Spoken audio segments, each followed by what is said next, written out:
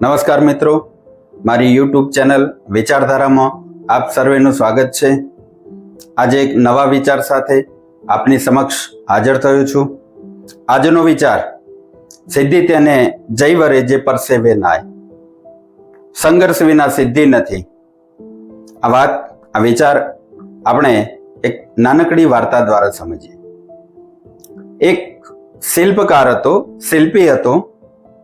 એ એના બે હથિયાર, હથોડી અને ટાંકણું, છીણી એ લઈને એક પથ્થર પાસે જાય છે અને પથ્થરને કહે છે કે હું તારી એક સરસ મજાની મૂર્તિ બનાવું. ત્યારે પથ્થર એને પૂછે છે કે તું મારી મૂર્તિ બનાવે પણ કેવી રીતે? તો કે મારા બે હથિયાર છે, હથોડી ને છીણી, એના વડે ટાંકીને તારી સરસ મજાની એક મૂર્તિ બનાવી આપીશ. એટલે પથ્થરે બીજો પ્રશ્ન કર્યો, મારી મૂર્તિ તો બનાવે, પરંતુ મને કોઈ દર્દ કે પીડા થાય? ત્યારે શિલ્પીએ કહ્યું કે હા, પીડા તો થવાની, ટાંકણું તને વાગશે, એ તારી પીડા છે, એ પીડા તારે વેઠવી પડે.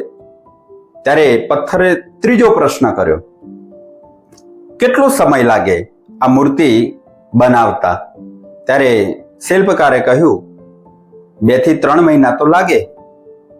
એટલે પથ્થરને મનમાં એક ભાવ એવો પ્રગટ થઈ ગયો, સાલું 2 થી 3 મહિના સુધી મારે દુઃખ, દર્દ, પીડા વેઠવાની, ભોગવવાનું? ના ભાઈ ના, મારે કોઈ મૂર્તિ બનવું નથી. હું જે છું, જે પરિસ્થિતિમાં છું, બરાબર છું. પથ્થરે ના પાડી દીધી. શિલ્પકાર આગળ ગયો, બીજા એક પથ્થરને પૂછ્યું. એ પથ્થરે એના એ જ પ્રશ્નો પૂછ્યા અને શિલ્પકારે એના એ જ જવાબ આપ્યા. પણ એ પથ્થરે એક વધારાનો ચોથો પ્રશ્ન પૂછ્યો. માની લો કે હું 2 થી 3 મહિના સુધી દુઃખ, દર્દ વેઠી લઉં, પીડા વેઠી લઉં, પછી શું થાય મારું? ત્યારે શિલ્પકારે સરસ જવાબ આપ્યો કે ત્યારબાદ મૂર્તિ તૈયાર થઈ જાય એટલે એક મંદિરની અંદર પ્રસ્થાપિત કરવામાં આવે, સ્થાપના કરવામાં આવે અને એક ઈશ્વર, ભગવાનનો દરજ્જો મળે. લોકો દર્શન કરવા આવે, તમારી સમક્ષ નત મસ્તકે ઉભા રહે અને જગતના તાતનું એક બિરુદ મળે. એટલે એ પથ્થરને આ વિચાર ગમી ગયો અને એણે તરત હા પાડી દીધી. અને એ શિલ્પકારે એ કાર્ય પણ ચાલુ કરી દીધું અને જોતામાં 2-3 મહિનાનો સમય વીતી ગયો અને સરસ મજાની એક મૂર્તિ તૈયાર થઈ ગઈ. મૂર્તિ તૈયાર થઈ ગયા બાદ હવે એક ગામની અંદર એક સરસ મજાનું મંદિર બનાવેલું હતું. એ મંદિરની અંદર એક મૂર્તિની પ્રસ્થાપના કરવાની હતી. ત્યારે આ જ મૂર્તિને ત્યાં સ્થાપવામાં આવે છે અને એ મૂર્તિમાં પ્રાણ સંચય પણ કરવામાં આવે છે. હવે ગામના લોકો એ મંદિરે દર્શન કરવા આવે છે. સ્વાભાવિક રીતે દર્શન કરવા જઈએ ત્યારે આપણે પ્રસાદ લઈને જઈએ છીએ. લોકો શ્રીફળ લઈને આવ્યા અને એ ભગવાનને શ્રીફળનો પ્રસાદ ધરાવ્યો. પરંતુ એ શ્રીફળ વધેરવું ક્યાં, એ મનમાં મૂંઝવણ થઈ, પ્રશ્ન થયો. આજુબાજુ જગ્યા શોધવા લાગ્યા પણ ક્યાંય જગ્યા દેખાય નહીં.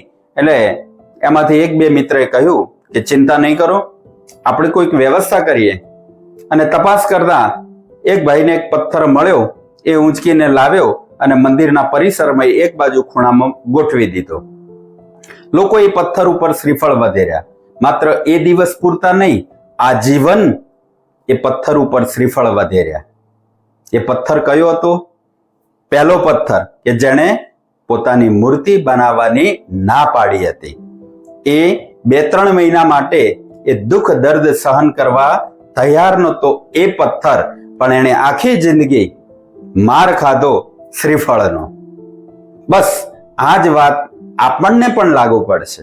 જ્યારે કેરિયર બનાવવાની વાત આવે, જ્યારે કોઈ ધ્યેય હાંસલ કરવાની વાત આવે, ત્યારે આપણે કેટલાક સંઘર્ષનો સામનો કરવો પડે છે. પણ એ સંઘર્ષને થોડો નજરઅંદાજ કરીને એ કાર્યમાં આપણે લાગ્યા રહીએ તો ચોક્કસ આપણને આજીવન શાંતિ મળે છે અને પરમ સુખની પ્રાપ્તિ થાય છે. જો આવું આપણે નહીં કરીએ તો આ દુનિયા આ સમાજ, લોકો આપણા ઉપર આખી જિંદગી ઠીકરા ફોડવાના છે, પથ્થર ફોડવાના છે, એ વાત નક્કી છે. નક્કી આપણે કરવાનું છે, નક્કી તમારે કરવાનું છે કે જીવનનો કયો માર્ગ અપનાવવો. બસ આ વિચાર હતો આજનો મારો, અને આ સાથે હું વિરમું છું. ફરી મળીશું નવા વિચાર સાથે, નવી વાત સાથે. નમસ્કાર, જય હિન્દ.